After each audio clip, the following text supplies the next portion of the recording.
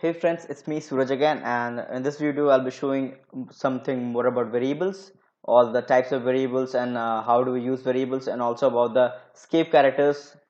Many of the tutorials usually miss escape characters, but it is one of the most important part in coding part. Okay, so we'll be talking about variables, types of variables, escape characters, and how do we use variables. So let's start the video.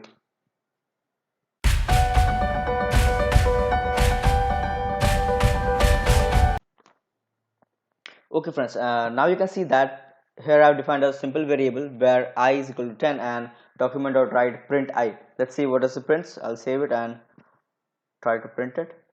And this is my folder, all if you know that. And I'll just open it into Chrome. So you can see that 10 is the output, so it is working.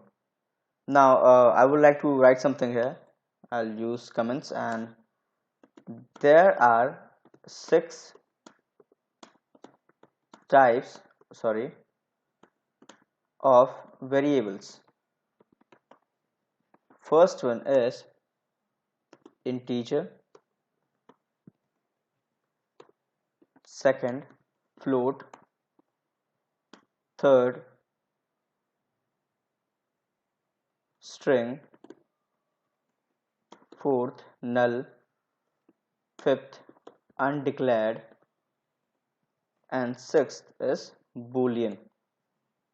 Let me all put this sorry, let me put this all into a comment.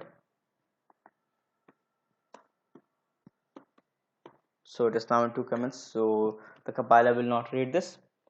So integer I've covered because variable I is equal to 10, it is an integer. Now let me try some float value. I'll put 25036 and let's print and see what happens.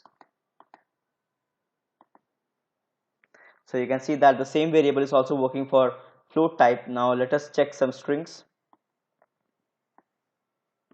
Actually it's just congested. Let me draw some space here. I'll use Suraj hacks. Let's see what happens. So you can see that it is also working for the string part. Now before I'll check for null and undeclared, I'll use boolean. So in this boolean we don't write boolean, we write true or false. Boolean here we use either true or false. Okay, so let's use first true. I'll cover this all in my later chapters. Let's see what happens. You can see that the true is printed, or if I'll use false,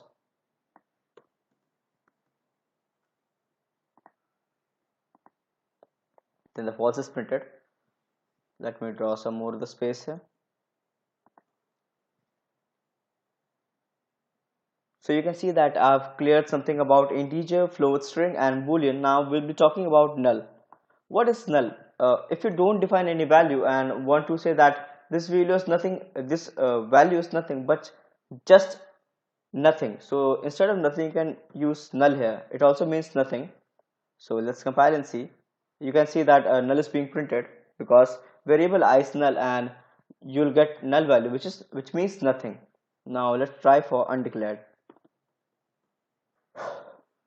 Now if you talk about undeclared, undeclared is something which is not declared. Let's compile and see first what happens. It is something like variable I is nothing but undeclared. If I use this and compile and print, sorry for the game notification, so you can see that still I get undefined, which means nothing. Sorry, I'll use, so variable I is equal to undeclared or just variable I, both gives undeclared value, which means that any value is not passed to the variable I. So that was all for types of variables. Now let's talk about escape characters. Now what is escape characters? Escape characters is nothing but whenever you just use a string, for example this is a string, and if you want to write it into direct speech, that if you want to use uh, inverted commas here and inverted commas here, and if you compile and see, I don't think that it is going to print the same way as it is written. You can see nothing is being printed because this is not a usual format in which how a string is printed. You cannot use this two inverted commas in a simple way. So in order to do that, we use escape characters. For using a escape character, what we have to do is we'll use a backward slash here and a backward slash here.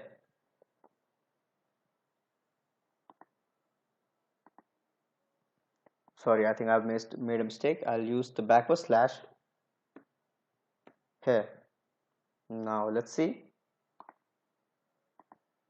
So you can see that now it is printing.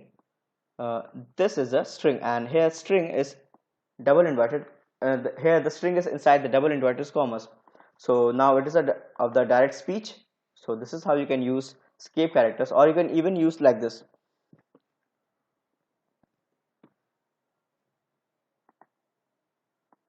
So you can see that now it is working in a single inverted commas.